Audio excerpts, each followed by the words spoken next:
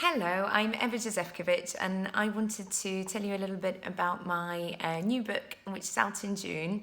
It's called The Key to Finding Jack. Here it is. It's actually quite exciting to have a hard copy in my hands.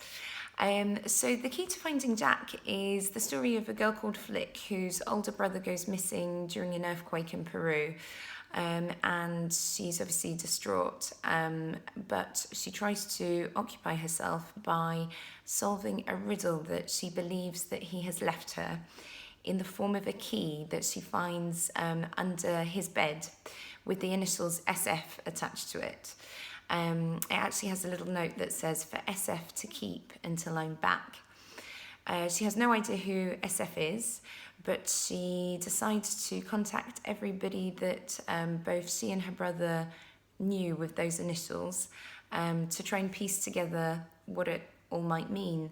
And in doing so, she finds out a lot about Jack that she didn't know, and also actually quite a lot about herself. So I wanted to read you an extract of the story, which hopefully gives you a bit of a flavour of what kind of story it is and what the characters are like, and hopefully might entice you to read more. So do let me know what you think. I'd love to hear any comments on Twitter. This is the moment when Flick is in Jack's room, having found out that he's gone missing.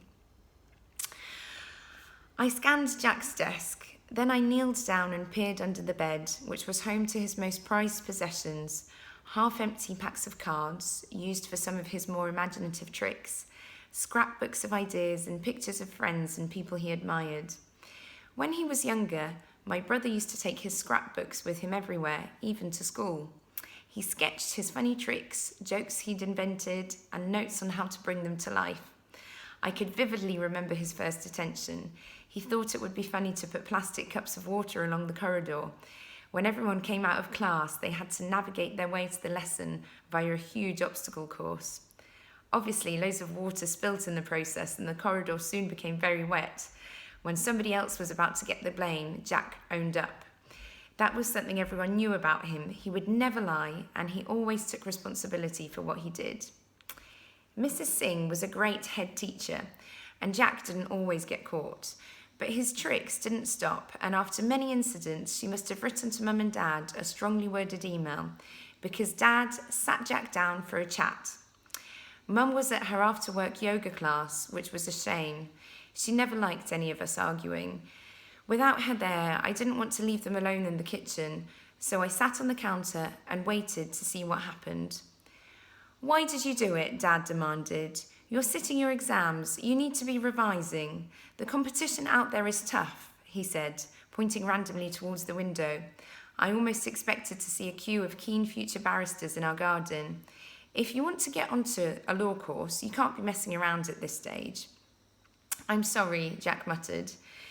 He sounded strangely young in front of Dad. He swept his long fringe out of his eyes, something that he did when he was nervous.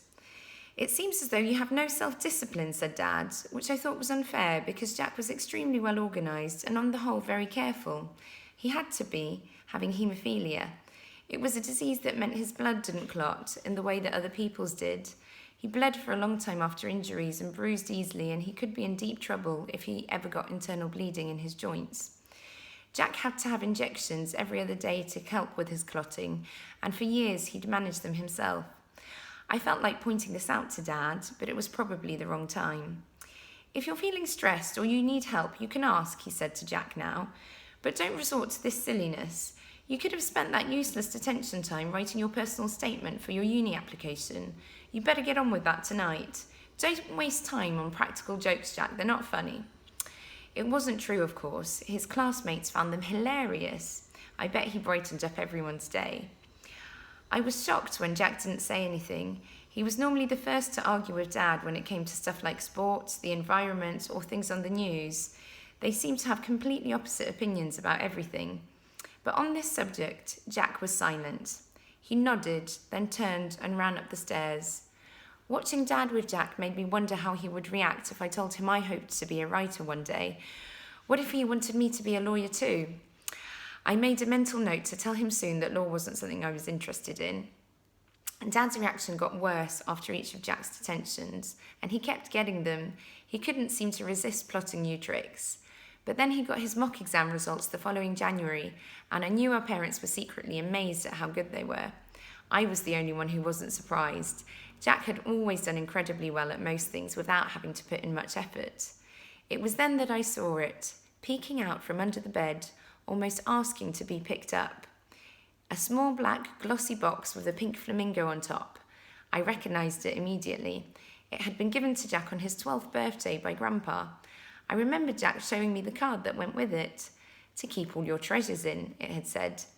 I opened it, the perfect place for that lonely strand of hair.